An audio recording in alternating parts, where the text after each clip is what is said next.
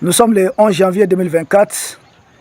Peuple d'Afrique, recevez nos salutations comme d'habitude. Son Excellence Abdel Fattah al-Burhan, le président en exercice du Soudan, le président du Conseil souverain de transition du Soudan, est en visite au Mali, une visite de 48 heures. Il ne s'agit pas d'une visite de 24 heures, pas une visite de quelques heures qu'on avait refusé déjà à Emmanuel Macron. Donc c'est une visite de 48 heures. D'abord, il s'agit de deux généraux qui se rencontrent, le général à la tête du Soudan et puis le général à la tête du Mali. Et sur ce point, on a vu beaucoup de messages. Attention, attention. Attention au Soudan. Attention, je dis, mais c'est un pays africain. Attention au Soudan, il y a quoi encore au Soudan? Nous, finalement, attachés à tout le monde. Non, le général Assimi Goïta est très bien entouré aussi, ça il ne faut pas oublier. Et puis il a la tête de la confédération de l'AES. Donc, une telle visite, c'est sans doute en concertation avec le président, son Excellence, le capitaine Ibrahim Traoré du Burkina Faso, et son Excellence, le général Abdraman Tchani du Niger. Les trois présidents se coordonnent, savent très bien ce qui se passe. Là, un tel voyage a été préparé de longue date. Et il est très important de préciser que le général Assimi Goïta est le président d'exercice de la confédération de l'AES. Donc, il se coordonne avec ses deux autres frères. Parce que c'est un titre un peu aussi honorifique. Donc, chaque pays a sa souveraineté, chaque pays a sa façon de procéder. Mais si vous voyez le président du Soudan, principalement au Mali, j'en suis convaincu personnellement, c'est beaucoup plus dans le cadre de l'AES. Maintenant, attention, attention, pourquoi? C'est quoi la menace concrètement? Qu'est-ce qu'il va faire? Vient-il avec des bombes contre le Mali? La réponse évidemment c'est non. Vient-il empoisonner les autorités? La réponse évidemment c'est non. Alors c'est quoi la menace? C'est quoi le problème? J'ai entendu les premiers arguments avancés dans ce sens, que au Soudan, l'État soudanais, dirigé par le général Abdel al-Burhan, est en guerre contre le général Emeti à la tête des FSR, Force de soutien rapide. Et que cette force est en relation avec des risques. Il parle notamment de Wagner. Il a dit bon, ok, disons cela. Parce que moi j'aime qu'on pose les choses sur la table et puis on analyse point par point. D'abord, si nous prenons la chose sur cet angle, le Mali n'aura pas même des relations peut-être avec la Russie elle-même. Parce qu'aujourd'hui, quel est le pays à qui l'Algérie achète le plus d'armes? C'est la Russie. Et quel est le pays aujourd'hui, après les pays de l'OTAN, qui déstabilise le plus le Mali? C'est l'Algérie. Pourtant, le Mali et l'Algérie ont comme allié la Russie sur le plan militaire. Deuxième point. Le Mali achète le plus de drones. Tous les pays de l'Est achètent le plus de drones à la Turquie. Donc la Turquie, c'est notre grand allié sur le plan militaire. Aujourd'hui, le deuxième pays grand allié de l'Algérie, c'est la Turquie. Ça, c'est une réalité. La Turquie est aussi un pays membre de l'OTAN. Pourtant, nous achetons beaucoup plus de drones avec la Turquie, qui est membre de l'OTAN. Bon, si nous partons sur cet angle, il serait difficile d'avoir des relations avec un pays quelconque. Il serait très difficile. Même par rapport à l'Algérie. C'est le Mali qui est vraiment belligérant, co-belligérant face à l'Algérie. Ça, c'est un autre point. Les États, les pays n'ont que des intérêts. Les pays n'ont que des intérêts. Moi, je pense que c'est le président soudanais surtout qui est demandeur. Mais il faudrait préciser que depuis juillet, il y a un mémorandum d'entente qui a été signé entre le Mali et le Soudan, qui porte sur une coopération politique, d'où la visite de ce président, coopération militaire et coopération diplomatique. Ce sont les trois volets. Politique, militaire et puis diplomatique. Le président soudanais, il est venu. Normal. Parce que le Soudan est frontalier avec deux pays qui ont des frontières avec les pays de l'Est. Il s'agit du Tchad et de la Libye. Au Tchad, le président du Soudan n'est pas en bon terme avec Déby Junior, c'est-à-dire l'actuel président du Tchad, Mahamat Idriss Déby, dit Kaka. D'ailleurs, il y a une plainte de l'État soudanais contre le Tchad auprès de l'Union africaine du fait du soutien du Tchad aux forces rebelles, c'est-à-dire aux forces de soutien, aux forces rapides d'intervention, les FSR, là, forces de soutien rapide, dirigées par le général Emeti, bon, qu'on appelle Dagalo. Donc l'État tchadien est en bras de fer contre l'État soudanais, sur ce point, c'est ce que ça veut dire. Parce qu'il y a plus de 930 000 réfugiés soudanais au Tchad. L'État soudanais ne les voit pas tous comme des réfugiés, comme des déplacés. L'État soudanais les considère certains comme une base arrière des FSR, logistique des FSR. L'État soudanais les considère aussi comme des familles de combattants des FSR qui ont été mises à l'abri du côté du Tchad. Tout comme les Mali reprochent la même chose à la Mauritanie. Les terroristes qui combattent les Mali, ceux qui sont des terroristes locaux, partent mettre leur famille à l'abri d'abord du côté de la Mauritanie et ensuite se mettent à combattre les Mali. Donc le Soudan fait les mêmes reproches. Surtout que la région tchadienne de Ouadé est frontalière, fait face à la région soudanaise de Darfour. Or, Darfour, nous savons que c'est le fief des FSR. C'est là-bas qu'on reproche le général Dagalo Emeti d'avoir fait beaucoup d'exactions. C'est même de là-bas qu'est l'existence même des forces de soutien rapide, qui était une force, c'est-à-dire une force supplétive à l'armée soudanaise. C'est des milices qui ont été créées par l'armée soudanaise elle-même, au temps d'Omar el-Béchir. Là, ces milices-là pouvaient mener certaines actions, sans que l'armée soudanaise ne soit directement impliquée. Et quand ils ont renversé Omar el-Béchir, ce sont les deux généraux avec d'autres généraux qui ont pris le pouvoir. Les forces de soutien rapide qui bénéficiaient déjà d'une large autonomie depuis au temps d'Omar el-Béchir, donc d'une manière ou d'une autre, parce qu'ils sont alliés à qui? Aux Émirats arabes unis. Et nous savons même s'il y a une coalition entre les Émirats arabes unis et l'Arabie saoudite au Yémen contre l'État du Yémen qu'on appelle les Houthis. Mais après, il y a une opposition aussi dans cette coalition entre les Émirats arabes unis et puis l'Arabie saoudite. On sait même souvent entre l'Arabie saoudite et le Qatar. Entre eux, souvent, il y a des couacs. Donc, au Soudan, les Émirats arabes unis et l'Arabie saoudite sont totalement opposés. L'Arabie saoudite et l'Égypte soutiennent le général Al-Bourhan qui est à la tête de l'État. Maintenant, le numéro 2 qui est en rébellion, Dagalo, il se trouve qu'il est allié au Tchad et puis il est allié aux Émirats arabes unis. Et dans tout ça, on dit qu'il y a Wagner, attention, ça c'est la propagande occidentale. Wagner et autres vendent des équipements et ils font des affaires. Les États font les affaires, les États vendent du matériel.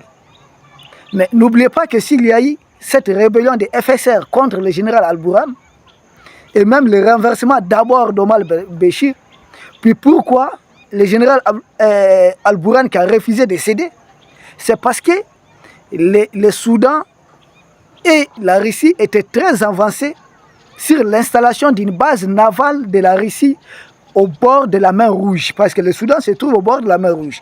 Or, qui contrôle le bord de la mer Rouge contrôle le golfe d'Aden, contrôle tous ces passages où ça fait à peu près, on dit 12%, mais ça fait 20% du trafic de marchandises au niveau mondial.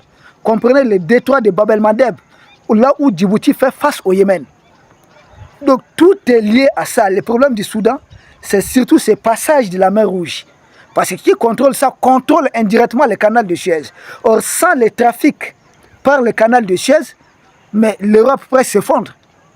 N'oubliez pas que la Grande-Bretagne, la France s'était alliée à Israël pour faire la guerre à l'Égypte quand l'Égypte avait nationalisé le canal de Suez. Parce que pour eux venir faire un détour jusqu'au niveau des Cap de Bonne Espérance, au niveau d'Afrique du Sud, c'est une peur de ça va augmenter le coût du trafic. Donc c'est une perte énorme, l'Europe ne pourra pas supporter le coût. Donc la guerre au Soudan, c'est en réalité pour contrôler la mer Rouge. Or, l'État soudanais dirigé par Al-Bourhan est prêt à accorder à la Russie une base navale au niveau de la mer Rouge. Alors, qui des deux est réellement allié aux Russes? Les États font leur jeu. Je ne vais pas entrer dans tous les jeux de ce que fait aussi nos partenaires russes au Soudan. Ce n'est pas mon rôle forcément, mais nous parlons panafricains. Essayez d'expliquer des choses. Maintenant, pourquoi, selon moi, si vous me demandez pourquoi le président du Soudan est arrivé au Mali, pourquoi il vient? Il vient dans un cadre géopolitique. Parce que le Tchad aujourd'hui s'approche de plus en plus de l'AES. Les discours du président du Tchad, les discours des autorités du Tchad commencent à se rapprocher de l'AES. Nous avons dit qu'il y a beaucoup de choses à faire encore. Sur le plan diplomatique, sur le plan économique, il y a beaucoup de choses à faire encore en commun. Le Tchad n'a pas encore atteint totalement les niveaux, mais le Tchad se rapproche petit à petit de l'AES. Et n'oublions pas que le Tchad a de très bonnes relations avec le Niger. Il ne s'agit pas du Mali ou bien du Burkina, avec le Niger, qui est un pays voisin au Tchad. Si le Niger parraine le Tchad, jusqu'à un certain point, est-ce les deux autres présidents de l'AES pourront refuser? C'est le point d'interrogation. Donc le président du Soudan, le général Al-Bourhan, je reste convaincu qu'il a pris les devants. Si jamais le Tchad entre dans l'AES, l'AES c'est une sorte de l'OTAN de l'Afrique. C'est-à-dire il y a l'article 11, si je ne me trompe pas, excusez-nous si on se trompe. L'article 11 de l'AES dit quoi? Que les pays vont s'autodéfendre. C'est-à-dire une défense mutuelle. Or, si le Tchad adhère à l'AES, les pays de l'AES, à cas de conflit avec le Soudan, l'AES doit soutenir militairement le Tchad. Dans ce cas, que fait le général Al-Bourhan? Il prend les devants. Il vient chercher des accords de coopération militaire avec le Mali, donc d'emblée avec les pays de l'AES, pour contrecarrer, pouvoir bénéficier de la neutralité des pays de l'AES en cas de conflit face au Tchad. Pour moi, il est en train de prendre les devants. Parce qu'il est convaincu, il a même déposé plainte contre l'État tchadien pour soutien au FSR, avec qui est presque son ennemi juré. La guerre, ça chauffe entre les deux. Donc pour lui, si l'AES se joint au Tchad, ça serait une charge de plus, une charge de trop. Non seulement le Tchad va bénéficier de la protection des pays de l'AES, donc il sera difficile pour le Soudan d'ouvrir plusieurs fronts à la fois. Et or, les pays de l'AES sont aussi alliés directement, militairement, de la Russie. Et la Russie a des conseillers militaires dans les pays de l'AES. Et Al-Bourhan ne peut pas s'aventurer à avoir un tel front face à lui-même. Donc je suis convaincu de tout ce qu'on dit, diplomatique et autres. Diplomatique, c'est pour se coordonner. Il est venu auprès des dirigeants de l'AES, anticiper, gagner, pour pouvoir bénéficier de leur neutralité face au pouvoir tchadien. À défaut, il pourrait même demander une médiation de l'AES afin que le Tchad puisse cesser tout soutien au FSR. De l'autre côté, il n'a pas trop de problèmes avec l'autre pays voisin du Soudan, qui est aussi voisin des pays de l'Est. Il s'agit de la Libye. Parce que du côté de la Libye, les pays de l'Est se coordonnent bien avec le maréchal Haftar, qui est l'homme fort de l'Est de la Libye, qui contrôle la majeure partie de la Libye. Et le maréchal Haftar, lui, il est en froid avec l'Algérie. Et nous avons vu Alger envoyer des gens au Tchad. Donc là, vous avez axe gouvernement d'union de la Libye, Alger, Tchad et puis FSR. Dans ce cas, le général Al-Bourhan veut avoir l'axe Soudan, maréchal Haftar, les trois pays de l'AES et bien sûr leur allié principal qui est la Russie. Voici entre autres pour moi les jeux qui se jouent, d'où cette visite de 48 heures du président soudanais au Mali. Ça reste une visite. Nous pensons qu'il y aurait d'autres travaux qui vont continuer. C'est une façon, il y a aussi un message politique derrière tout ça. Ceux qui avaient juré d'isoler le Mali, d'isoler les pays de l'Est, nous leur disons si c'est ça, être isolé, nous sommes loin d'être isolés, ils peuvent encore essayer d'autres logiciels. Sinon les pays de l'Est sont loin d'être isolés. Au contraire, nous sommes maintenant au cœur de la stratégie du Sahel et du Sahara. Vous voyez comment tout le monde se retrouve ici. la Libye, le Soudan, la CEDEAO tourne autour, tout le monde. C'est là. Il faut savoir se placer au cœur des enjeux géopolitiques et géostratégiques. Maintenant, qu'est-ce que nous pouvons conseiller aux dirigeants de l'Est? C'est d'écouter tout le monde. C'est d'écouter tout le monde et de savoir prendre des bonnes décisions. De savoir avec qui s'allier. Maintenant, si l'Est signe de coopération militaire avec le Soudan d'emblée, cela ferme la porte d'entrée future du Tchad dans l'AES. Ou, dans le cas échéant, le Tchad ne pourra rejoindre l'AES qu'en acceptant de ne pas participer à la déstabilisation du Soudan. Donc là, c'est le général Al-Bourhan qui gagne. Mais qui gagne les pays de l'AES dans de telles conditions? Est-ce que le Soudan, après la fin de son opération militaire, on n'exclut pas, il peut avoir un accord de paix entre les deux belligérants au Soudan? Est-ce en ce moment les militaires soudanais, parce que nous savons que certains de nos terroristes viennent du Soudan, est-ce que le Soudan est prêt à pêcher dorénavant que n'importe quel citoyen soudanais ne se retrouve dans l'espace du Sahel comme mercenaire des gens, des impérialistes?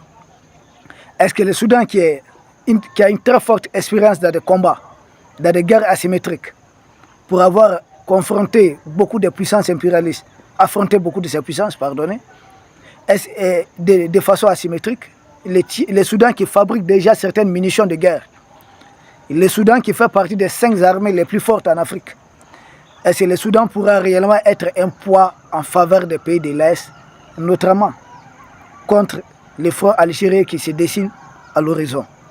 Voici entre autres des intérêts stratégiques aussi auxquels les dirigeants de l'Est doivent peut-être s'atteler.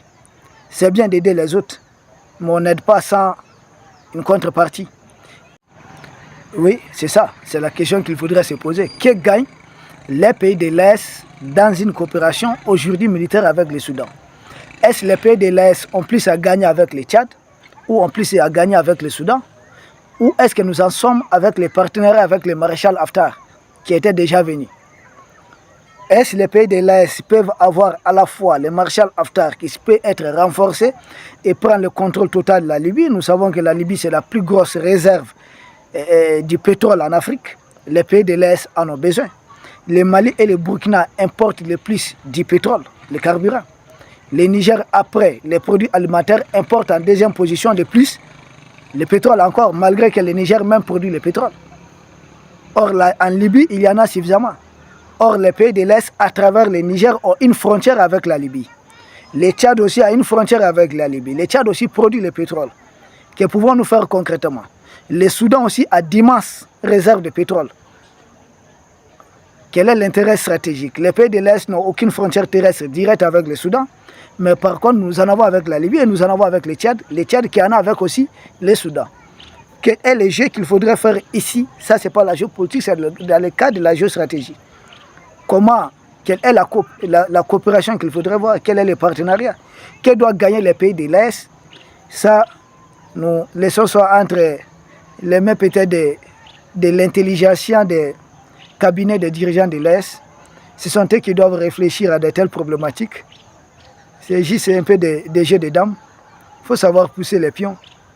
Et nous sommes convaincus, nous espérons que les bons conseillers qui sont autour des dirigeants de l'Est feront les bons calculs parce qu'entre les États, il ne faut surtout pas se tromper d'amis et surtout ne pas se tromper d'ennemis. Des alliances circonstances sont à distinguer des alliances pérennes. Des alliances circonstances sont à distinguer des alliances stratégiques. Des alliances de circonstances ne sont que des alliances tactiques qui ne conduisent pas. Ça peut régler aujourd'hui tout de suite, mais demain, ça pourra être un problème pour vous. Que doit-on faire? Pouvons-nous concilier les fronts soudanais ou pouvons-nous concilier Al-Bourhan et le Tchad? Quel rapport entre le Soudan et la Libye dans le futur? Et quelle serait la part de l'AES dans tout cela? C'est à nous de bien calculer, les autres viennent vers nous. Le président du Soudan, malgré la guerre chez lui, il a pris son avion, il est venu. Ce n'est pas gratuit, il vise les intérêts de son pays. Et nous autres, nous visons aussi les intérêts de nos pays. Nous, notre mission, c'est juste une façon de conseiller les dirigeants de l'AES. Nous avons un état de santé un peu fragile. Nous saluons tous ceux qui nous ont souhaité prendre rétablissement. Merci à vous. Nous essayons de récupérer, nous sommes au repos. Ici, c'est 15 à 20 minutes pour traiter les sujets au sommet de l'actualité. Nous vous remercions, peuple d'Afrique, et à très bientôt.